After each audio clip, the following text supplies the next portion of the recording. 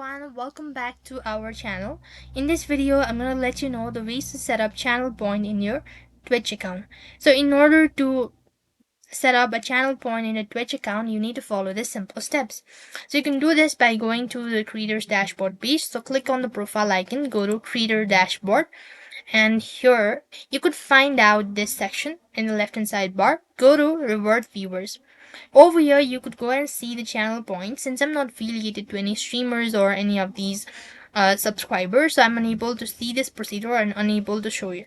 But when you actually go and click on channel points, then it's going to show you this sort of interface, which gonna look something like this.